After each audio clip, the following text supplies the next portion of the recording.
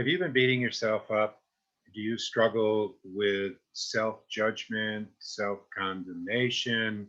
Do you have those voices in your head, negative self talk, or these difficult emotions in your body that you're struggling with around negativity? Well, I'm going to show you 3 steps to practicing self compassion. I'm going to walk you through and show you how to do these simple practices because this is Eddie with a Mindful Emergence. And what we do is offer simple steps for your life transitions, offering mindfulness, movement, and breathing practices. So let's get right into it. Let's talk about compassion. And I'm going to read a couple of quotes to maybe help set this up.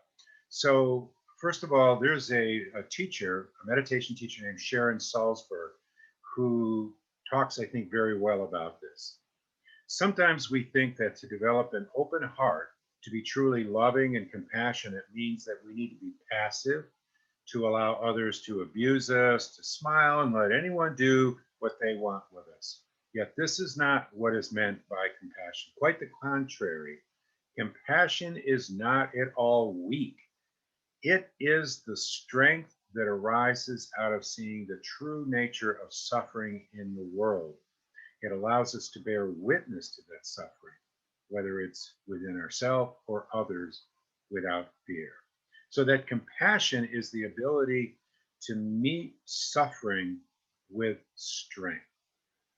Now, there's a wonderful teacher named Kristen Neff. She's based out of the University of Texas, and she's written books on self-compassion, and she talks about that. She says, compassion presupposes the recognition and clear seeing of suffering. It entails feelings of kindness, care, and understanding for people who are in pain.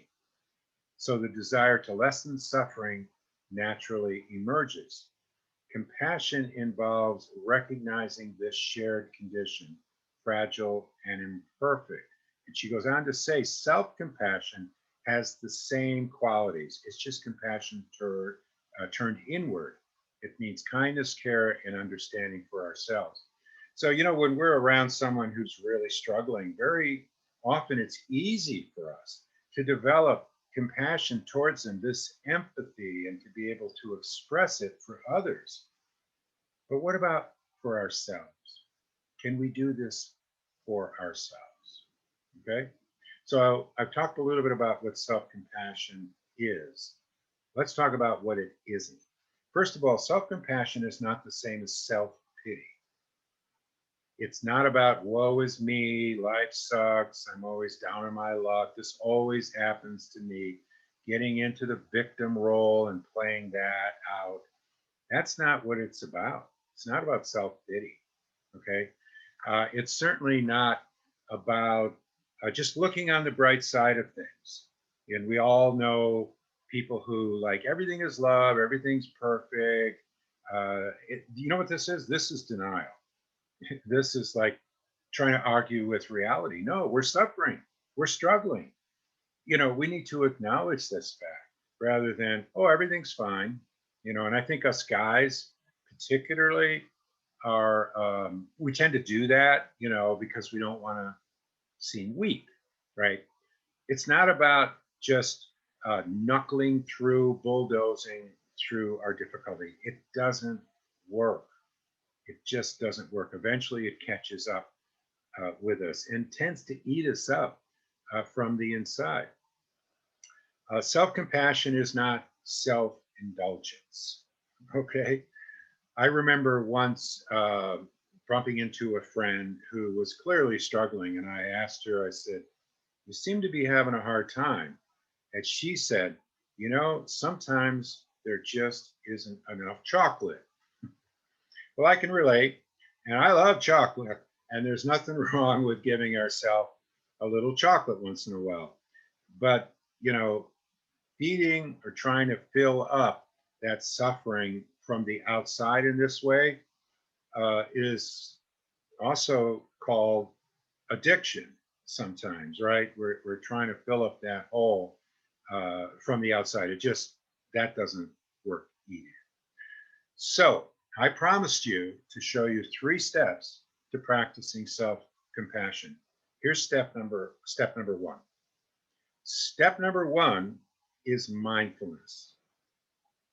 And what is mindfulness? Mindfulness is simply bringing awareness to present moment experience with a certain curiosity and a certain willingness to do it without judgment. So simply what that means is pausing and noticing what's happening right now. What am I aware of? And a great way to start is simply to pause and take a breath. Whew, what's going on? And then bringing attention into our body and noticing what's happening internally. And perhaps we might notice, wow, I'm feeling a lot of anxiety here. Wow, it's really uncomfortable. Or fear. See? And of course, fear may feel very different than anxiety or maybe anger. We might pause and go, oh my God, I'm really worked up. I'm really angry. I want to tear somebody's head off. You know, we can feel this. Emotions are simply energy in the body that we put a label on. It could be sadness. It could be a variety of different experiences that we're struggling with. So if we turn our attention into our body, we can pause and notice them and acknowledge them rather than just trying to numb them, distract ourselves, deny that it's happening, right? So we notice what's happening in the body. Then what we do is look at how are we interpreting this? What kind of story is there in our head? How are we relating to this? Do we quickly take the experience and turn it into blaming others or shaming ourselves or spinning out in a story like, well, this is always happening to me and I'm just a piece of shit, or whatever kind of language we use to beat ourselves up or blame others. Okay. Pause, notice what we're feeling, notice what we're thinking. Mindfulness. That's the first step. The second step is to recognize we're not alone. We're not alone. A lot of times when we're struggling, we think, well, I'm the only one in the world that's having this experience. And the reality is, no, we are just having a human experience. Whatever we're going through is just part of showing up on this planet and getting through life. There's nothing wrong with us. We're not a freak. We're not damaged goods. All right. We're just having a hard time. We're struggling in that moment. And it's just part of being human.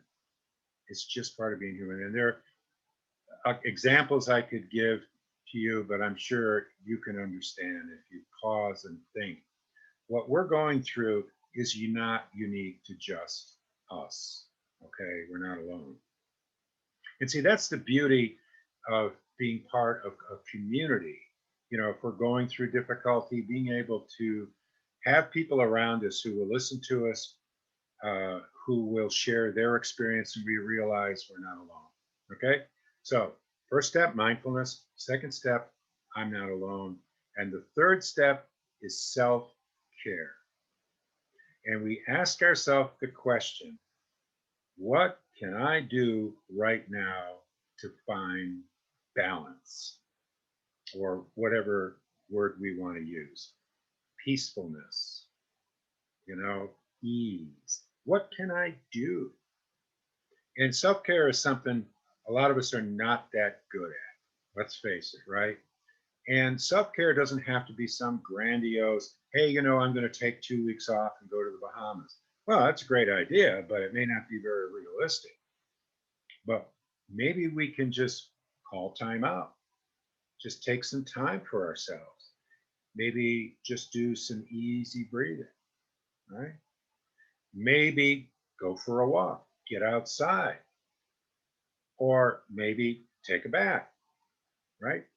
Maybe we need to talk to somebody, maybe pick up the phone and call somebody we know who can listen and say, I'm having a hard time, right?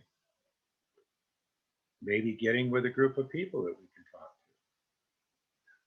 Or maybe getting some time out for ourselves. Maybe if we're in a group of people and we're struggling, we go find a space for ourselves where we can be alone. You know, that requires being able to tune in and asking ourselves, what do we need? What do we need in this moment? And I'll tell you one thing that can be very helpful is to do some kind of soothing touch. Maybe just putting our hands on our heart or our belly or holding ourselves and just doing some breathing and repeating some basic phrases. May I be at ease. May I feel at peace. May I find relief from this suffering. And just repeating a few phrases of this, giving ourselves self kindness. Mindfulness, what's going on? What am I feeling? What am I thinking? I'm not alone. And what do I need for self care? So I invite you, next time you're struggling, to do these practices and notice the difference. If you like this video, check out our other videos. Obviously, comment and like it and subscribe if you want to get more videos, and hit that little notification bell. And thanks for watching.